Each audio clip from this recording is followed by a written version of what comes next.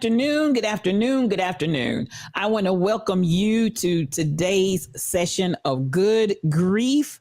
It is an honor and a privilege to be here with you, beautiful people, and to definitely be here with my co-host on today, the beautiful Kim Possible 711. How you doing, sis? Hey there, how you doing? Hey, how are things going on this Fresh Start Friday? Whew, it's rainy in the ATL today. So, when it's rainy, I feel a little bleh, but all is well because eyes alive. Come on. So all is well. We've got rain here in the Dallas as well. Hello, Rebel. Hello, rebels. We got rain here in Dallas as well. And I'm just going to say, I'm cold. I've been cold all day long. It's just chilly. So Listen, I'm trying to make that adjustment. I ran in the house, took my shoes off, didn't put my fluffy house shoes on, sitting here barefoot, and my feet is cold. Listen to Rebel talking about I likes it. No. Yeah. She's one of those that was praying for the cold, and we Listen. bind that spirit. STL, I'm gonna have to, I don't know if I'm gonna have to rebuke you or what, but we likes the fall. Oh, Not winter, but fall, sweater weather. you have let the devil, that spirit in Rebel done jumped off on Oh, you. Lord, I love it. You know, Love it. they tell you in church, be careful who you sit next to, because that spirit might jump off on you. For somebody born in July, I can't stand summertime. I like it's too hot. I would rather it be 60, 52. I mean, just anywhere in there. Just cool where I could put on some stuff. I ain't gonna be able to do it. Jonna CPW, there's my girl. Good afternoon. Hey, So much love to you, Jonna. It's so good to see you in the Lions Den for Good Grief. Thank you for coming in. MCP 812. Come on, they're coming in. Afternoon, everybody. Yes. Good afternoon. Yes, thank you, Rebel. I am in the right spirit. I know I am. Listen. I know I am. That spirit done jumped off on you. Truck driver. That's my Mufasa. Good to see you, MCP 812. All of you. It's so good to have you. SK 8843. I see you. Come through, sis. Hey. So much love to you. Just by way of a very brief announcement, we're just sending up prayers, but we got some life in for Crazy Berrytown. So she's going to step away for just a moment until life kind of calms down. But we're still here, and Kim Possible 711 is going to take the helm and just lead us fearlessly on. And so, we all have those phases where things are going on. Things are just going on. So we're going to continue to, we will definitely miss Crazy Berrytown, and she definitely is sending all kinds of mad love and everything else. But until life kind of calms down a little bit, we're going to give her a little bit of a break. That's right. Everybody needs a break. Yes, so I heard that word today for the first time, lifing. Yes. Life is lifing. Life is lifing. Life is definitely lifing. I want to give all kinds of mad love to MCP 812, who has made that 1 year anniversary journey. I was so glad to see your comments in the Win Telephone, the Win Phone, MCP 812. And thank you for sharing that, and thank you for utilizing that. It's there. Let me just stop and mention that briefly. The Win Phone is available to anyone that needs to just have that opportunity to have that outward expression with your loved ones. I know a lot of times we have thoughts that we hold dear in our heads and within ourselves, but sometimes there's something about that Win Phone and that release that it really is very impacting. And for those of you that are transparent and sharing and doing that, I want to say thank you to you as well. But sending you all kinds of mad love still, MCP 812. So, and everybody that's here as we're on this journey of grief. I thought about it, Kim, when you, a few weeks back, may even been a couple of months now, and you were saying everybody was like or not everybody, but you did get responses back of people saying they still feel alone in the statement of, you are not alone and we're right here with you. So I had to go back and kind of walk that back, and we're here to walk it with you if and when and whatever way we can. But I understand the totality of when you're in that thing, it's just you. Yeah. Yeah. You feel like you're alone, even though you are not alone. Yes. It feels like a very isolated experience that you are having, but it's a universal experience that all of us will have at some point. Yes, ma'am. Yes, ma'am. Yes, ma'am. Amen. Yes, the Win Phone is a wonderful tool.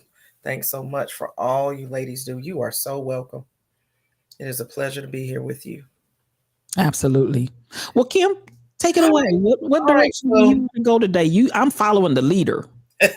So a couple of weeks ago, Crazy Berry Town introduced us to a podcast that Anderson Cooper has done in response to the loss of his mother and his process of going through grief. And I started listening to it last week, and I got through 2 episodes. And so today, just wanted to highlight an interview that he had with Stephen Colbert. So the first episode is really talking about sorry about that. The fact that he is having to clean out his mother's apartments. And if you didn't know, Anderson Cooper's mother was Gloria Vanderbilt, and she had 2 apartments. One was her main place that she lived, and then the other was like for all of her stuff, like her art and her, clothes and just stuff that she had collected over the years. And so he's going through this process of cleaning it out, and he decided to do this podcast, never done one before, and just to help himself process through what that means to have lost his 95-year-old mother, because age is irrelevant when you're losing a loved one. Doesn't matter how long they were here. Now he does not have his mother with him. So, there are moments when he breaks down. There are moments when he talks about the loss of his dad and his brother. And so the second episode was with the Late Show host, Stephen Colbert. And he had talked with him right after his mother died in 2019. And so 3 years later, he does this podcast with him to really unpack a statement that Stephen Colbert made about his journey through loss. And so STL is going to cue that up for us. It's about 4 minutes long. It's just a snippet of a larger interview. And then we'll come back and discuss what we hear. You told an interviewer that you have learned to, in your words, love the thing that I most wish had not happened.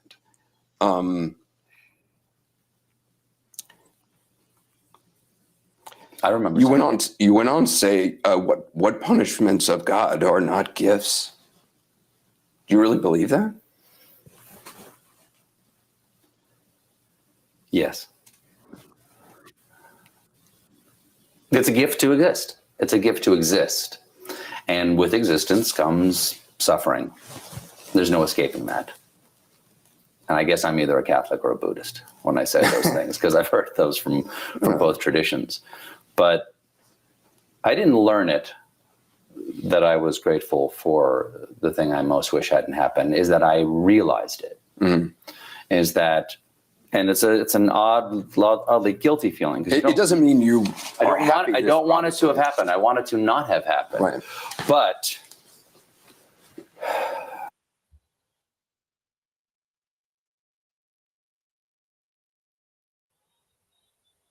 is this a commercial right here? I guess so, because I have. Okay, there we go. Okay. Grateful for your life, which I think is a positive thing to do. Not everybody is, right. And I'm not always, but it's the most positive thing to do. Then you have to be grateful for all of it. You can't pick and choose what you're grateful for. And then, so what do you get from loss? You get awareness of other people's loss. Well, that's true. Empathy. Which allows you to connect with that other person, right. Which allows you to love more deeply and to understand what it's like to be a human being, if it's true that all humans suffer. Right. My parents' anniversary is around now. I'm not exactly sure. It's around now, 1943, I think. So And mom and dad would be 100 at this point this year or next year. Anyway, we don't celebrate their anniversary. And I thought, why don't we celebrate their anniversary? We should celebrate their anniversary. They're like, well, for that matter, why don't we celebrate Popsy and and Mimi's anniversary, like mom's parents? Well, why don't we celebrate their anniversary? Because we owe our existence to all these people who came behind us. And that anniversary was so important to those people. That was celebrated by everybody. It seems odd that important, celebratory, happy thing then just gets lost by the next generation. We know something about their history, but we're not necessarily celebrating their lives. Even their... that's like a responsibility that we have. Right. But you just can't do it all. I have to look up the date of my dad's birthday, but I can tell you his death day. And those are the days that, I think about. And I feel like that's totally inverted and wrong. That I have a friend whose brother died by suicide, and he was saying to me recently, I had a cake for my brother's birthday, and it just blew me away that he would do that. I mean, I like that idea, but it's not something, I don't know. I'm not sure I can. I don't know. I have a friend, Allison Silverman, who suggested that I light a candle on the anniversary of her mother's death every year and just think about her. And I do that. I mean, I was going to talk about Democratic candidates, but honestly, after this, they're all great. Yeah. All of the Democratic candidates are fantastic. I would vote for any of them. Any of them. But it's interesting when you talk. Maybe not to Biden. When you talked, I talked to Biden recently, and I watched the interview that you do with Biden. And again, communicating with him about loss and about grief, he is, whatever you think of his politics, he is extraordinary in his ability and willingness to connect with you on loss, to connect with other people. Cannot doubt that the guy has a good heart. Stephen Colbert on politics and grief. He's really an extraordinary guy. And I thought it was an extraordinary conversation. I appreciate him taking the time. And we're going to show it again, 360 special hour, the Stephen Colbert interview Sunday night at 8 p.m. Eastern. I really encourage you to watch it. Wow. Yeah. Wow. So the first statement that he made was that he had learned to love the thing that he wished had not happened. And what if the punishments of God are not gifts? I think we got to start with the first line, though. What? He had learned to love the thing that he most wished had not happened. And so as I thought about that statement, I don't know that I'm there yet. Because I think I may still be at a place of anger around why did it have to happen? And when I say it, I could be talking about a myriad of people that I've lost that I love dearly. I can understand the loss of my grandmother. She was an older person, but she died of cancer. So in my mind, she died sooner than she should have died. That cancer took her life.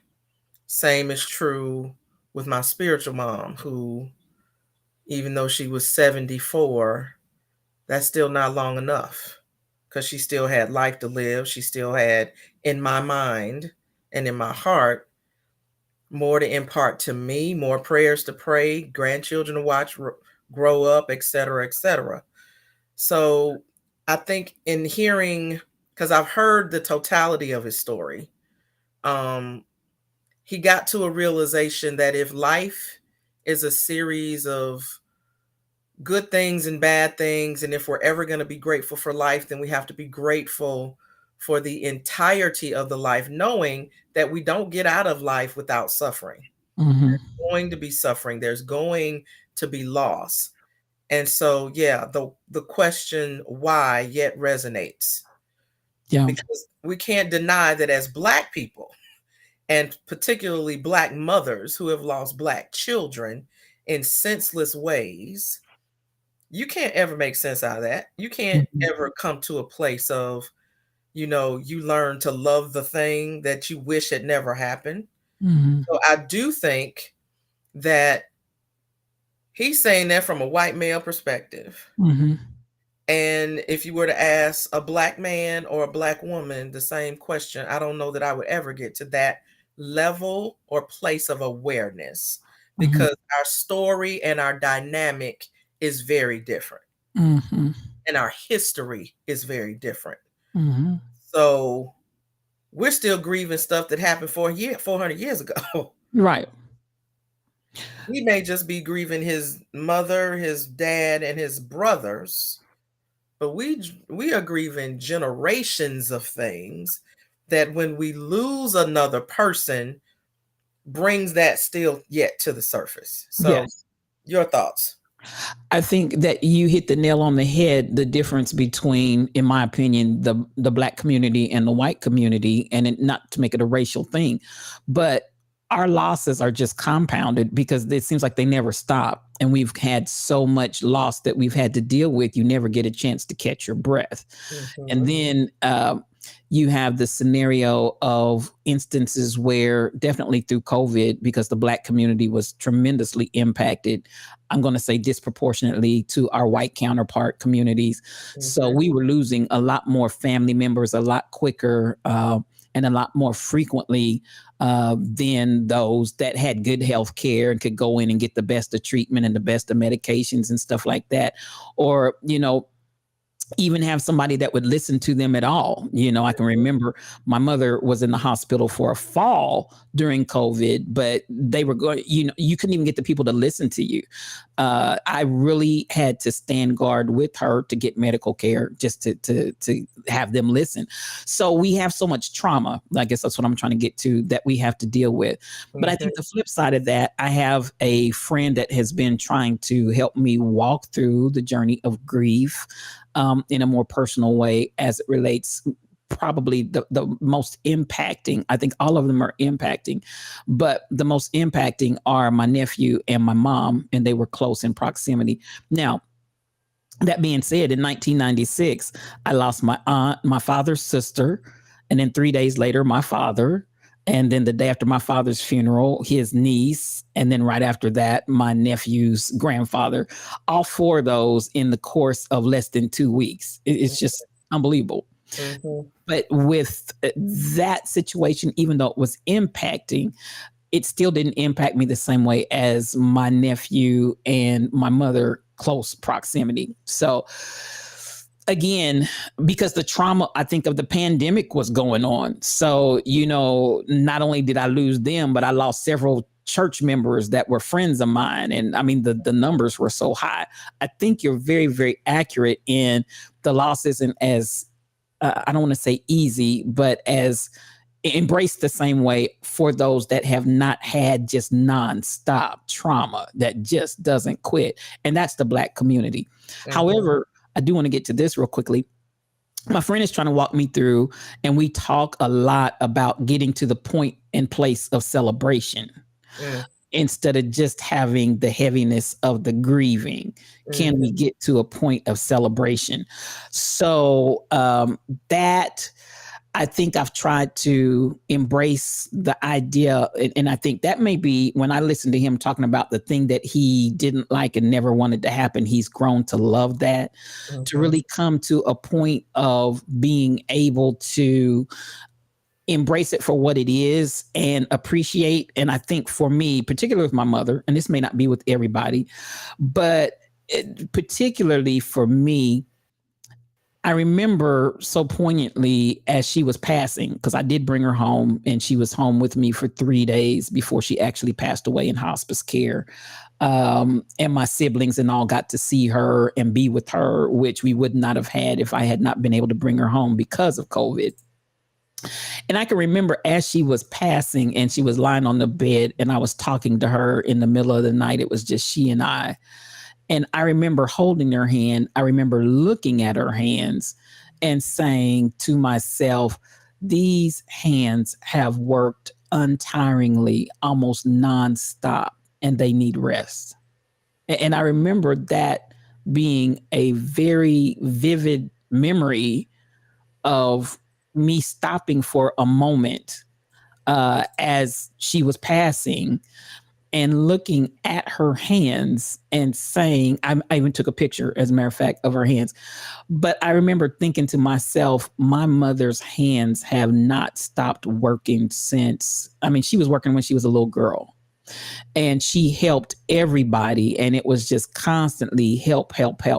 So for me, I can love the idea that the season for her hands to rest, and for as much work as her hands did nonstop, I can stop and have some appreciation and love that her hands are resting. I don't know if that makes sense or not. But that place and the work of her hands is like, okay, so then as my friend talks about celebrating, she shared her particular instance. And on that, I'm not there. I'm not there yet, but just walking through the concept, her mother, she would always take her flowers or this or that and the other on her mother's birthday. So she continues the tradition in a celebratory way by just randomly picking a nursing home where people that would be somewhere around the age of her mother, she just randomly picks a nursing home and still sends those flowers in celebration of her mother every year without fail. Yeah. And to get to that place of celebration where it's not a pain that just weighs me down and that's cutting my heart, but a place where I can celebrate my mother in some way outwardly to celebrate who she is and what we did and And for me, I'm sure it's going to be something with the work of her hands, because her hands, when I tell you my mother was a worker, and I mean community worker, you name it, church worker, whatever you want to put before worker, it would fit my mom. And so I'm sure that as I move towards that place of celebration, it's going to be something that's going to reflect the works of her hands. I just don't know what that is yet. And I honestly am not there yet. I'm not there yet. Yeah. I mean, for me, the first person that passed in my family that I know that impacted me was my grandmother, my mother's mother. And I was a freshman in college. And she had cancer. She had spent roughly 80 plus days in the hospital. And when she passed away, as sad as I was at peace, because I knew she did not want to suffer. And her being in that hospital 80 plus days, she hated it. She was like, I just want the Lord to take me now. I do not want to be in the hospital all these days. And one of the last conversations she had, and she and I had, was of her saying, you don't like seeing me like this. I was like, because I know you don't like being like this. And she was like, you're right. I don't like being like this, but I'm at peace with whatever it is that God wants to do, because I'm ready to go. And she lived another, I don't know how many days after that. And when she passed, I had an overwhelming sense of peace and calm. Now, when the realization of her really being gone hit me, it took me a long time to recover from that, because, I mean, that's my grandmother. We were thick as thieves. I was at her house more than I was at home. So, you know, I was a shadow under her until as long as I've been alive, when she was alive. So that, it took me years to even go to the cemetery. And if I think about it, talk about it too long, I am going to cry, because I still miss her. So, but I had peace about the fact that I know where she is. I know that she's not suffering. And for that, I'm grateful. But that does not take away the fact that I miss her dearly. Yes. Then there's others where I just outright question and am mad about it. Why did it have to go down like this? Every time we see something on the news, every time we hear another report, you know, it pains me to hear that there are people in our Twitch community that have had their children murdered. I mean, that just bothers me. And I grieve alongside. And that's one of the things that Stephen talked about in his, like, it's been years since his brother passed, and he kept one of his belts, not even realizing he was keeping the belt. And one day his son needed a belt, and the one he had didn't fit, and he reached in his closet and said, "Here, try this one," and it fit. And his wife's like, "Where'd you get that belt from?" He's like, "Oh, that's Peter's belt." And his wife started to cry because he couldn't even put the emotion behind it, that he had been carrying this belt with him since he was 10. He's had his brother's belt, not knowing if he would ever use it, if he was just keeping it. He's moved a bazillion times, yet he's kept this one thing of his brother's with him. And now to be able to give it to his son, his wife was able to grieve for him because he couldn't even put the tears behind it. And he didn't even realize what was happening until he saw his wife cry. Yes. So the power of us even grieving for someone else who can't grieve in that moment.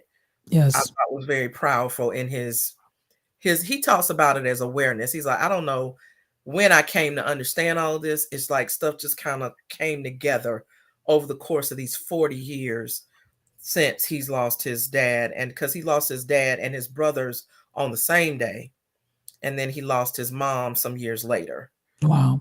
So, but he said things kind of stopped for him at 10. It's like everything before that is kind of like in black and white. And if he hears certain songs, it takes him right back. If he looks at certain things, he had forgotten what his dad's voice sounded like. I mean, just things like that. So, and even his brothers. And that's when they had those recorders, you know, those little box recorders that you put the tape in, you had to push the, and this is dating myself, but I was little when this was going on, where you push the record and the play at the same time. Yes. And he would record, he got one of those for Christmas, he would record just random stuff around the house. And he was listening to some of those and realized that he had recorded his brother's voice. Yes. Some 30 some odd years later. So any other thoughts, family? I know I did a whole bunch of talking in that. No. Just thinking about this idea of learning to love the thing that you hated the most that happened. I don't know how true that is for us as people of color. The person that I'm dealing with, my friend, is a person of color, you know, so I don't know that it's something that cannot happen for us. I just think it's a more difficult journey to get there because I think you hit the nail on the head.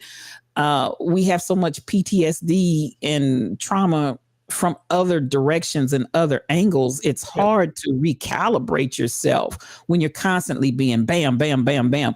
And my cousin Mary also added my uncle, who's very close to us as well, also passed in that same year. That year was just unbelievable.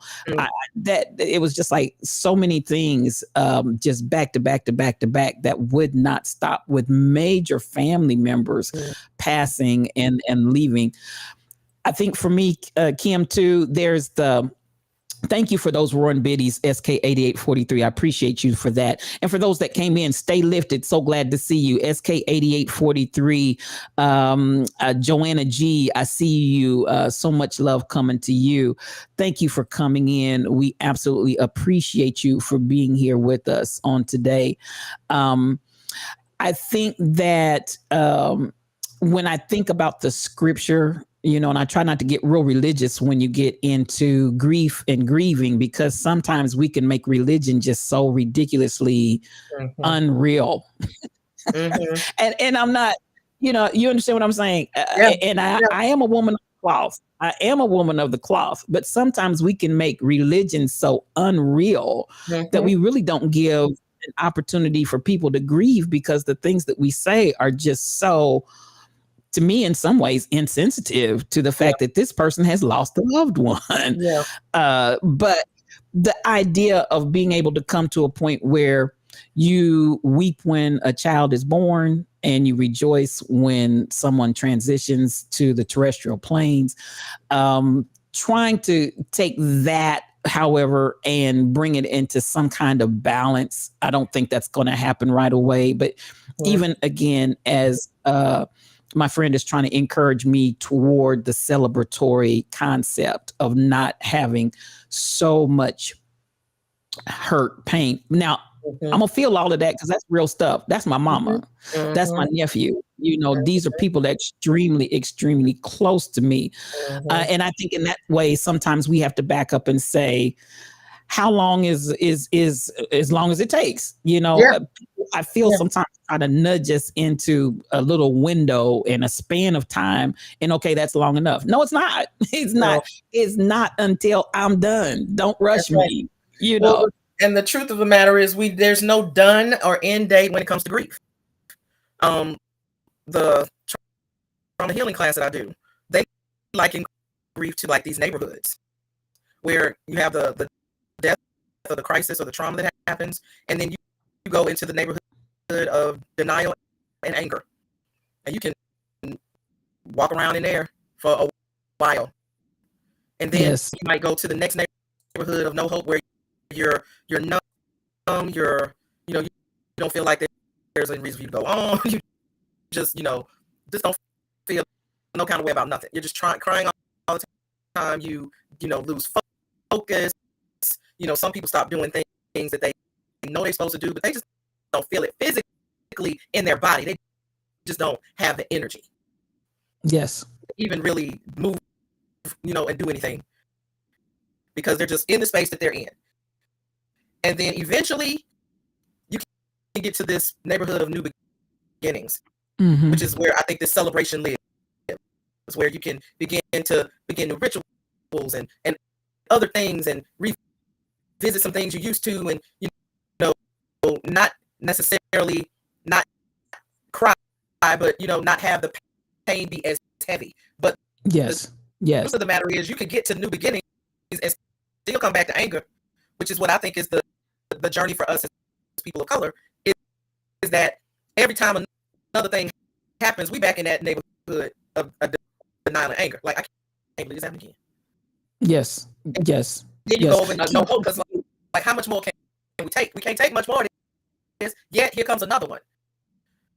So it's this constant cycle. Yes. And even when you venture into the other thing, doesn't mean you don't. It's not a straight line, and once you're there, you're there. It's a roller coaster, curves, mountains, valleys, everything. Yes. And the danger is what we call this false bridge, where we think we can go from the crisis or the issue straight over into the new beginnings without going through the danger, the anger, or the no hope. So you got to go through it, and there's no exit ramp out. Yes. Kim, I'm going to take you out for a second. You're breaking up on the sound. I'm going to take you out for just a second, and I'm going to bring you back and see if we can correct that. Okay. But you're right on point. You're right on point. Thank you guys for hanging with us on that sound. Let me see if I can pull this together, because she's dropping some jewels right here. She really, really is. Just a moment. So as she often says, it can be like whack-a-mole. Let me try that and see. Let's see how we go there, Kim. Let's see where we are. Testing. 1, 2, 3. Can you hear me? Okay, that sounds better. That sounds much better. Okay. And even as you were saying, that's good. Everybody's saying that's good. Okay. So you likened it at the very onset of Good Grief to the journey being like whack-a-mole. Or you gave us that graphic picture where it just looks like somebody scribbled all over the place. The grief, the way we want to package it, is nice and has just a very definite pattern to it. And but listen, at the end of the day, it's just all over the place. And I think we have to give ourselves that leeway to understand it's nice. It's not that nice, pretty package that everybody wants to try to make it be, especially the church. And I'm probably hard on church because I come from the church and I'm still very much entrenched in church. But I just have to say, man, we can do some real damage to people while they're trying to grieve, because we're trying to push them from A to Z in 2 seconds or less. And it just doesn't work like that. Yeah. The problem with church people is that they think that there is an answer for everything, and that you can search the scripture and there's just an answer for it. Just you need to look in the scripture. The Lord has already given us everything we need that pertains to life and godliness. But in the midst of grief, it's messy. Mm-hmm. It's hard. Mm-hmm. And people don't want to be involved with people that are going through something messy or hard. That's true. And so when they engage with someone that's grieving, it's easier to just say a scripture or to throw out some nonchalant, canned response versus just being present. Because really, we don't need you to say nothing. True. If you don't know what to say, it's better for you just not to say anything. Absolutely. Because you're going to do more damage than be helpful. And, we have to unpack all of that stuff. Yes. These things that people throw out that they've been told. One woman because my group started on Wednesday, and her mother said something so traumatic to her. I was like, I cannot, I had to clutch my own pearls. Like, your mama said that to you? I mean, just some of these things that people say out of their own brokenness and out of not really wanting to learn how to be a healing presence. Mm-hmm. Because part of being a disciple is to learn how to discern what you should and shouldn't do. Come on. And part of that is just, if you don't know, sit, listen, and wait for the Spirit to tell you what to do. But don't say nothing just to say you said something. Mm-hmm. So we have a lot of that with church folk. And while you're there, Kim, people don't realize this. There is power in silence. Mm-hmm. Now, a lot of people don't espouse to that, particularly in the church arena, because if it gets too quiet, the preacher will rebuke you. It's quiet in here. It's too quiet in here. Yes. People are uncomfortable with silence, but there is a power in silence and just feeling and sensing and turning on that sensory perception that doesn't have to do with verbal communication. We rely so heavily on that. But sometimes you just need to be quiet, and the room needs to be quiet. It needs to be still. And you can tell when people can't take it, because the longer that silence goes on, it's almost like, somebody gonna bust out and break that silence because they just can't take it. Mm-hmm. We have not taught ourselves, or even if I say disciplined ourselves, to be quiet. But sometimes quiet is the best healing that you can have. Mm-hmm. Absolutely. Just want to interject that. Absolutely. I learned that doing what's called clinical pastoral education, CPE, where you had to go into crisis situations as a chaplain and sit with folks in crisis. And the people are going to, depending on the crisis, maybe looking to you to have a solution. And you need to go in the room knowing, I don't have a solution. Mm-hmm. I don't have the answer to nothing going on in this room. I'm not the doctor. I'm not the attorney. I'm not any of those things that can actually help. I just bring and represent the presence of God in this space. And really all them folk need you to do is listen. That's all. That's really all they need you to do. Sometimes prayer isn't even required. You just need to be present with people. And if church people could learn how to be quiet, because to your point, pastors get sideways when it's 2 seconds too long of silence in any space. And so we learn to fill the space when really healing is done in silence. Mm-hmm. So you need to have peace, quiet, and get comfortable being in that. But that does take practice.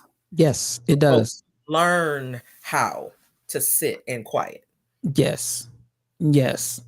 And I think it's more prevalent that we're not accustomed to that in the Black community, even more so. It's constantly noise, constantly movement, constantly something going on. Mm-hmm. I did find this and continue on, Kim. You're doing a powerful, powerful job. I found that you shared with us at the very beginning. I had to scroll back to find it. But that right there is so powerful loss and hurt, and then getting to the adjustment of that loss, while we many times want to take that stage of grief and say how beautiful that curve is right there. Isn't that just marvelous? But the actual experience is what you see on that other side. And I just wanted to pull that out because you've shared that with us in the past, and I still think that's a very, very powerful depiction to visualize what grief really is. Yeah. I just wanted to go back and look at some of the comments. So Jackie 0722 said, it took me 31 years to celebrate my mother's death while I was going through breast cancer recovery in 2014. Her funeral was on my 19th birthday. Every birthday since, I've celebrated her, giving me strength and having understanding that this had to happen to make me the woman I am today. Yeah. Because once a death occurs, you're never the same person after that. Correct. And to think that you can just go back to the way things were, not so. It changes you forever, because this person that was integral in your life is now gone. And so now you have, and one of the ladies on Wednesday, her son's name was BJ. She said, I now describe life as before BJ and after BJ, like before BJ passed and after BJ passed. And her son's death is relatively new. I think he passed away in February. So, and she's done a lot of work just being a Stephen minister. We have what's called Stephen ministers that walk alongside people who could be going through anything, life crisis, grief, divorce, just having a hard time. And they walk with an individual for as long as they're needed. And so she's done that, but now she's a person in need of some support, and she's lost siblings, but there's nothing like losing a child. So this is a new type of grief that she's having right now. Yes. Let's see what else we got. Yes. The religious things people say can really derail the grieving process. I was completely derailed. Yeah. Church people need to learn to just shut up. If I could just get a t-shirt to wear at the funeral. If you don't know what to say, don't say nothing. Matter of fact, just don't say nothing. Let's see what else. Yeah. This whole notion of celebration and coming to a place of learning to love it, I'm not sure if I buy into that. Then the second thing he said after that was, what punishments of God are not gifts. What punishments of God are not gifts? Well, first of all, as a pastor, I don't believe God punishes us because of death. God is not up there punishing people, right? Causing people to die as a punishment. That's not how the Lord works.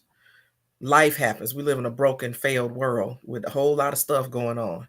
And somebody deciding to go up to somebody and just shoot them because of the color of their skin ain't got nothing to do with the Lord. Got everything to do with evil. So I don't know if I understand that either or agree with that. But what he talked about is like it's a gift to exist, and with existence comes suffering. And Anderson asked him, did he really believe that? And he was like, he's looking at it from a totality of life, and that life includes all things, including suffering as a result of loss. So if you can accept the joys, you have to also accept the suffering that comes along with it. I can look up you can Google Stephen ministry, and different churches have Stephen ministers. So you may want to try to find one in your area to see if they have Stephen ministers at a church close to you. Because I know our church used to only do members, but when the new pastor came, it was like, why do we do that? Because there's people in and out of the church that need help. And if we got people just sitting around, why can't we help everybody? Help. So now anybody can call our church and get a Stephen minister. That's nice. That's very nice.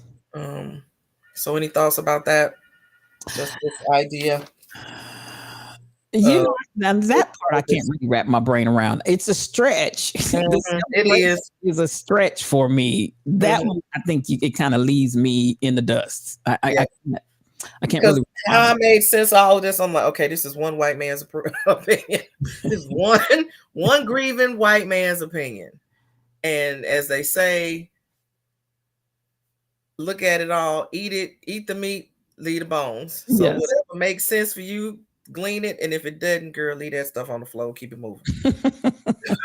So that was one of those. Hey, John.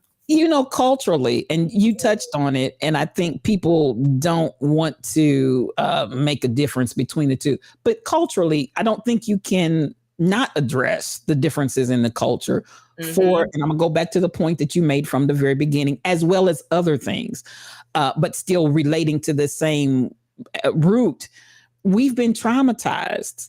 We have a different level and a different type of trauma. So it's not, I can hear it. I can embrace the concept. I can see where you're coming from, but I need you to put your toes and your corns and your bunions over in my shoes for a minute and walk my journey for a minute. And I bet you're going to come up with a different, story. And that's just the way I feel about it. And I may be warped, but that's how I feel about it. No, you're not warped at all. That was the same sentiment I was getting. I was like, because of course, as a womanist theologian, you're always going to be looking at things through the lens of what does it mean to be a Black woman, and how are we having the same, all of us are having the same experience, but the filter that we have and what we bring comes through this vessel that we walk around in. And the experiences that we've had could shade it a little bit differently than if we were over here. And so I'm always going to look at, okay, that's the fact that this is this over here, but I'm having a whole totally different experience over here, because with that comes all the other stuff that I bring. The generational things, the historical things that come with that. And so the only thing the next thing, let's just move on. Next thing. Gratitude. I was trying. Yeah. He talked about gratitude for the pain of grief. And then he went on to say, he's like, how, because of course Anderson is asking him, how can you say you're grateful for this pain? And he went on to say, well, I'm grateful for their lives. I'm grateful that, that was my dad, and those were my brothers, and that was my mother. And I'm grateful for the time that I had with them. Am I grateful that they're gone? No. Am I grateful for how it happened? Absolutely not. Am I grateful for, that they weren't here longer? No. But there are things that you can be grateful for. We in November, is Thanksgiving around the corner. Everybody talking about, what are you grateful for? Well, I am grateful for a lot of things. And I am grateful that my grandparents were mine. And the people that I have lost, that I had that type of relationship with them, so much so that I miss them as much as I do. But am I grateful for them not being here? Not at all. Not at all. I mean, I guess you could flip it, but. Now I have a different angle on that one. I'll say, and I'm going to bring it into my parents particularly. My dad had a stroke at 50, and for 10 years he was incapacitated and passed away at 60, which is young. That's extremely young. 10 years of watching my dad not be able to communicate, and he was a preacher, and he also was a postal worker, but you asked him, his profession is I'm a man of God, and very, very devout and upright. There's just this, and my dad, oh my God, there's just nobody like my dad, and my mom right there in the footsteps as well. Having seen both of them in the state of decline that they were, I will say there is that gratitude. And I think ultimately, my sisters are here. Ultimately, all of us, one by one, especially with my dad, had a conversation with him, unbeknownst to the other. We didn't know it, but each one of us had a conversation with my dad. Was he ready to go? And he was like, yes. He was, for all purposes, trapped in that body for 10 years. Mm-hmm. The last one and my mom said this after my dad passed. She said when she saw him after he'd had the last stroke, he had another one in that 10th year that actually took him out. Mm-hmm. And she said when she saw him unable to basically move anything, because prior to that, it was just the one side that was affected. When she saw he was not able to move anything, she was like, if you're ready to go, I'm ready for you to go. So I think that I can have gratitude for my grief there, because I felt it was merciful of God to release him from that body. I mean that. And that's not I had to work towards that. We were at his sister. I was leading the family down the aisle at 10 o'clock for his sister's funeral when my dad died. Literally 10 o'clock. I'm marching the family down the aisle in the processional, and 10 o'clock, my dad left this earth.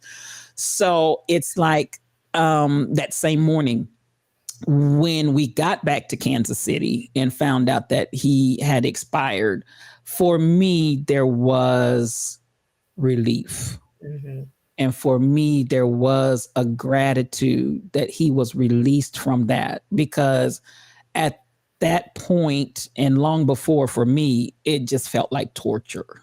Mm-hmm. And my dad was a very vibrant man. He was a very articulate man, but he could not talk during that 10-year span. He could say no and something that sounded close to yes, but it wasn't even actually yes. But other than that, he was relegated to no speech. He was very active. It just was like he was trapped in that body. And why would we want him to continue to be trapped? Mm-hmm. And I'll say a daddy's girl. Anybody that you talk to will tell you I was a daddy's girl. At some point, it started feeling like cruelty. And I know for some that may sound odd, but it started feeling like cruelty. So there was a tremendous amount of gratitude. And then even with my mother and the type of decline that she had, it was same for me in that regard, even though ultimately nobody ever lives long enough. I don't care if they're 110, you still ain't ready for them to go. Mm-hmm. So if God gave her 10 more years, if God gave her 20 more years, after that 20 years that had expired, it still wasn't going to be long enough as far as I was concerned. That's my mother. So I just, SK 8843 is my sister. Mm-hmm. Sister Helen was the one that died literally 3 days before he did, and I was doing her funeral when. So they're in the statement that SK said she felt like our Aunt Helen actually came to come get her baby brother, and they left. And my dad was the baby of the family, and all of his siblings doted on him, every last one of them, because his mother died in childbirth. I think I shared that story at some point. Mm-hmm. Very, very horrendous story when they were not treating Black women and just let her bleed to death. So the family always doted on him, and they were all very, very close to him. And so even in that statement that SK is saying, the idea that his big sister came to get her little brother, I'm cool with that. It just, he was suffering. He was suffering in that body. So, mm-hmm. Yep. That's the same thing that Dendarn said. The same way I felt with my granny. I love and miss her to no end, but when I saw her suffering, to see the pain she was going through, as well as the dementia, I whispered to her, "It's all right. Yes, she can sleep now," and she did. Exactly. Yeah. That's how I felt about my grandmother. I mean, I knew she did not. She always used to say to us, "I do not want to suffer. So if I got to suffer, I just want to go on and go." Yes. And 80 days in the hospital, she didn't want to be in there. Yes. So I had peace about it, but that doesn't mean I don't miss her. Yes. And it's interesting that as the three sisters, BTD mom, SK 8843, as we talked, we realized that we all had given my dad verbal permission to go. The last one to let him go was my mom. Mm-hmm. And I think even my mom had gone to the funeral, but even while the funeral and we went to the cemetery, she refused to get out of the car. We made a beeline back. I felt like he snuck away while my mom was there, because otherwise I feel like he knew my mom was not going to release him, even though she had said, you know, if you're ready to go, I'm ready to let you go, when he had that last stroke and was just nothing there but facial movement. But I felt like he slipped away, whether it was for her or whether it was for him. In that little window of time that we were at his sister's funeral, he slipped away. Mm-hmm. Yeah, definitely. Someone else said they had a similar, let's see, did I see that? Yeah, John Studio says same when my dad passed. Yeah. Mm-hmm. Yeah. So I can relate to the gratitude side. You know, I look, when you mention it from that perspective, yeah. Now that I think is the only one, my grandmother, that I could say that about. Everybody else, I got questions. I got questions. Mm-hmm. I need to have. Me and Jesus, or me and them and Jesus gonna have a conference call or a meeting when I get up there, so we can discuss it. I hear you. We're gonna have a discussion about it. I hear you. Yeah. All right. Let's see what else. He just talked about the awareness of the world changed for him when his dad and his brothers passed away. They were in a plane crash on September 11th, 1974. And everything I always said, Dad, you know, from that point forward, it was, when Dad and the boys passed away.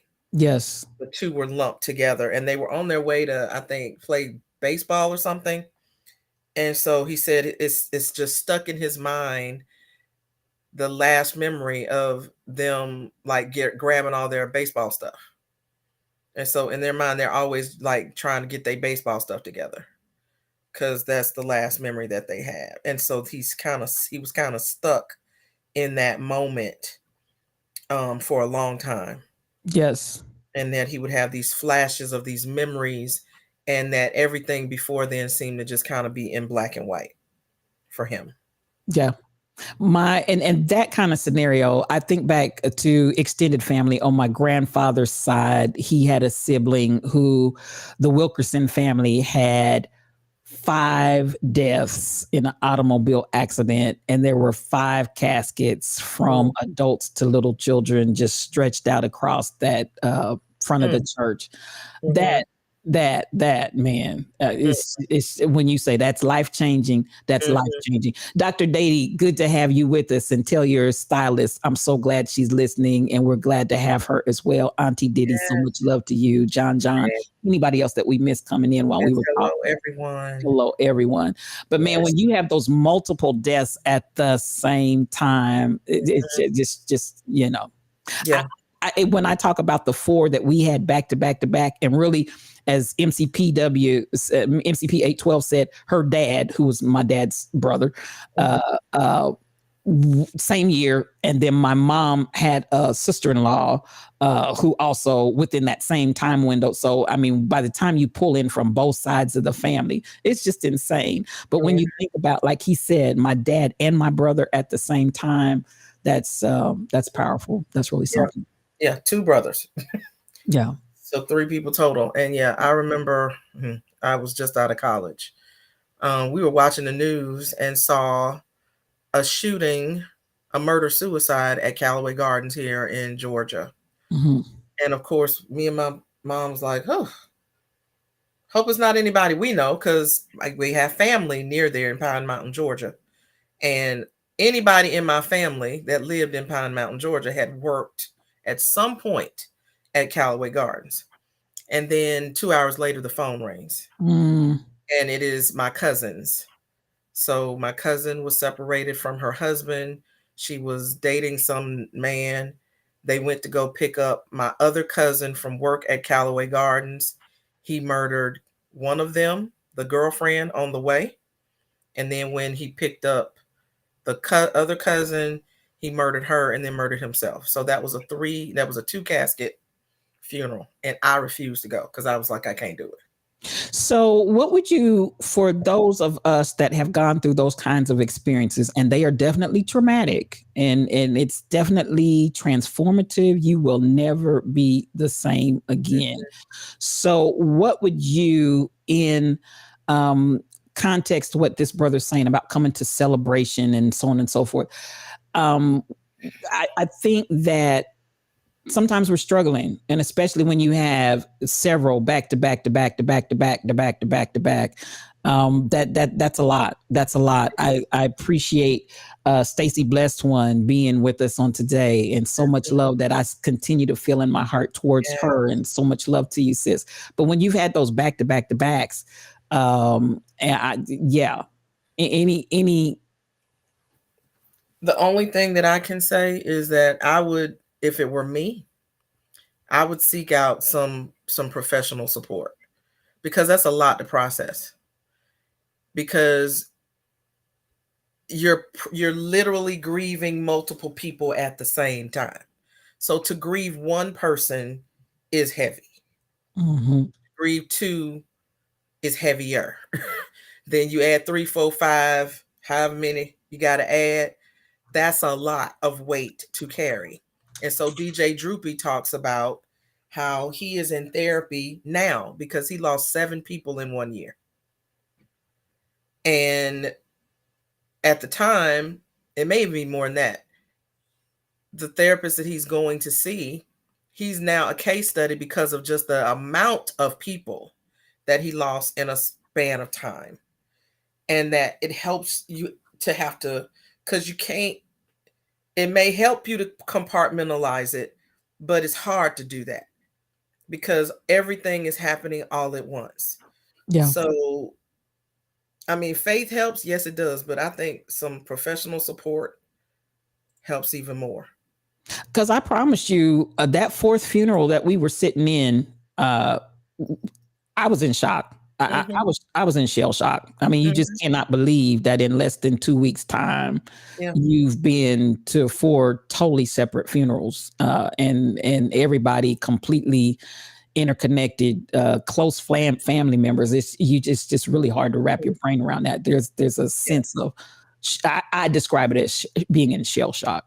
Yeah, I mean, it helps when the family is able to pull together because you're all having a shared experience, but people grieve differently, even within in a certain family. So, and you bring you to the grieving process as well. So you have to find a space to be able to process all of that. And you can't process it all at once.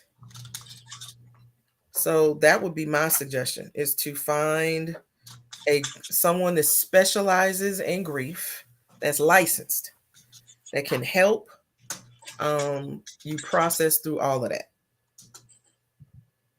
because it's that can be overwhelming. And I mean, I think, for us that have gone through just the stuff that we see on television, certain things I just can't watch no more. I cannot do it, because that piles on top of the last one, because I'm still grieving the one from I don't know how far back, and generational trauma that my family has endured that surfaces in ways that I don't know, you sometimes even know where that's coming from, but it's in me enough to grieve about it.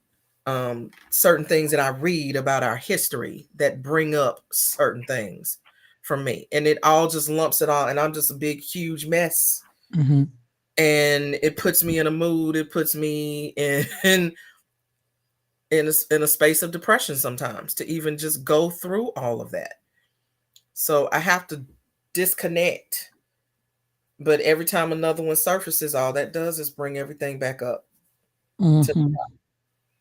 And at any given point, I never know who I'm grieving at that moment, honestly, because there's just so much that goes on.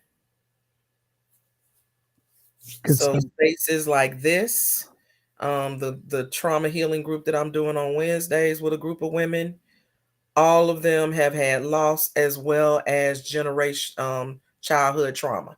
Mm-hmm. And 6 women just trying to process through. And again, I'm not a licensed therapist, but I've been trained in trauma healing and continue to go through and get more educated on those things to really try to help, because we just have so much. Yes. Yes. And processing some of it is better than processing none of it. Yes. I can relate to a couple of the things. Stay Lifted said feeling numb. And like, listen, I get it. I told somebody the other day, I feel like I've been in a state of Novocaine, and the Novocaine is wearing off. And that's real talk. And then when you get to what Ursula said, that compound grief becomes very confusing, because at some point you can't even really identify who it is you're grieving. Because I remember one morning I got up and I felt like and thought I was grieving my mama. Before I got finished, I was on David. It's just like, it's just everywhere.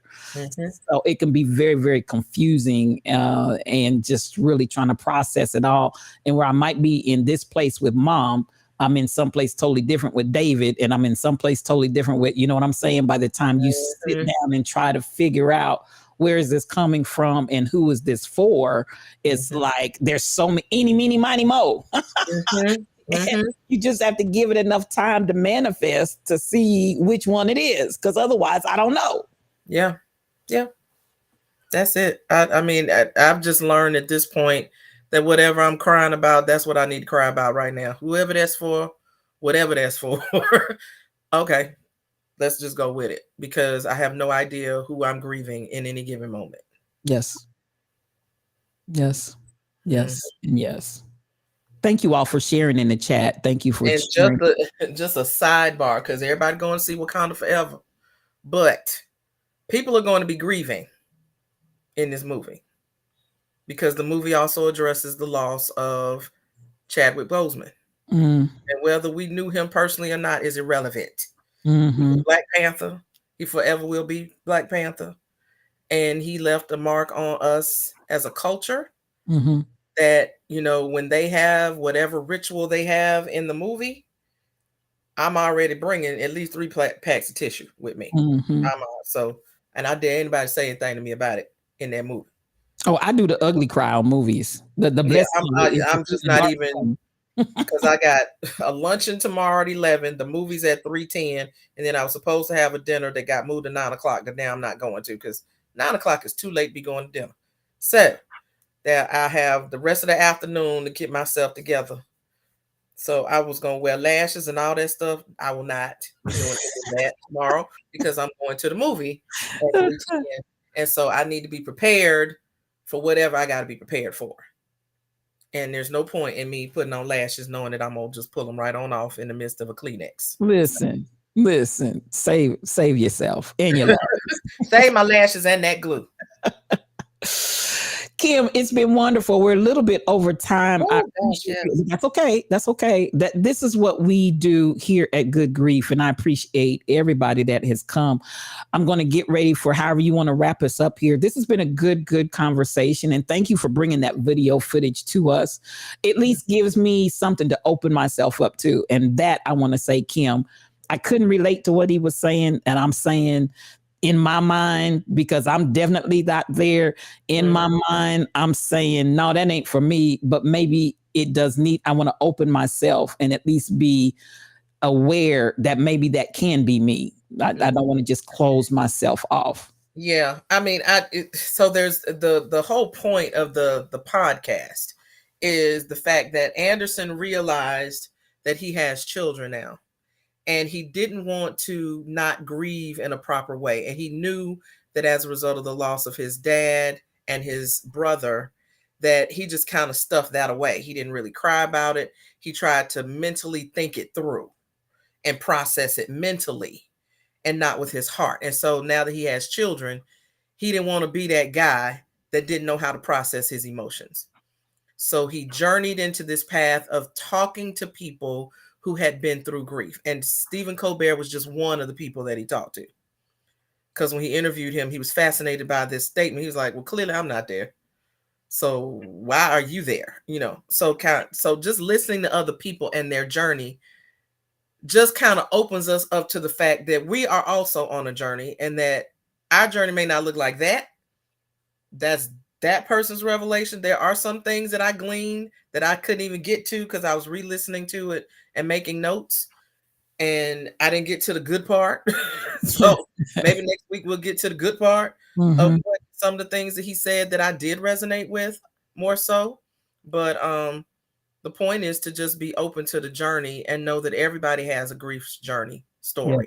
Yes. And the point of us being here and talking about it hopefully helps somebody else who hasn't begun to talk about it or doesn't really know even how to engage with it. So that's our hope through Good Grief. And that, you know, again, the Win phone is out there on the Discord channel, STL's Grief Discord channel, of if you want to leave messages for your loved one. All of us have left some notes of some sort when you just need to say something or feel in some kind of way or wish they were here. It's a way to get it out that we're all using as a way to help along the journey. And I will be available today in the Discord after this if anybody wants to stop by and just add your voice to the conversation. And the podcast that we referenced earlier is this, All There Is It All There Is by Anderson Cooper. So remember to give yourself some grace as you go along this grief journey, and we'll see you here next week. And can I just, before we go, can we just put prayer hands, bended knees, prayers for DJ Stacey Blessed One? Yes. If you could feel my heart for you right now. Yes. So much love coming to you, so much strength for this journey coming to you. I'm speechless in you know. Yeah. Hugs. But I feel you. Hugs. Just all kind of hugs coming to you. If you guys would just put the prayer hands in, even as she's journeying right now, just put those prayer hands in. Put those prayer hands. My sister, we are so glad to have you here in Good Grief, and I hope you can feel the love, and I hope you can feel the prayers that these prayer hands represent towards you as you're on this journey. And your journey has been a real journey. Thoughts and prayers, sis. Nothing but thoughts and prayers coming to you. And the strength of the Lord be with you. The strength of the Lord be on you. Yes. And the peace of God comfort you as only God can. Yes. And with that, we will be lifting up everybody, because if you're here, then that means you're on a journey of grief. If you're here holding space for someone else, then we give God praise for you as well. But we're here just to help one another out. Yes. So that you do know that you are not alone in this. So have a great weekend, and we'll see you next week. We will be in Discord for those that want to come back to the Discord side. Kim Possible will be there, and I will be there also, but Kim Possible is going to be leading us. Rebel, can you put that Discord link in there? If you would, please, the Discord link. It's good to see you, DJ I Rock Jesus. Thank you so much. Good to see you, my brother. That's my brother right there. If you'd like to join us in the Discord channel, go to Discord and then go to the cafe. Go to the cafe voice channel and you can meet us there. STL Cafe voice channel. You can meet us there. So much love to you. Kim, it's always great. Thank you so much for doing what you do. I just love you, sis. I do. Love you too. Mad love to everybody. Yes. See you next week. Love you guys.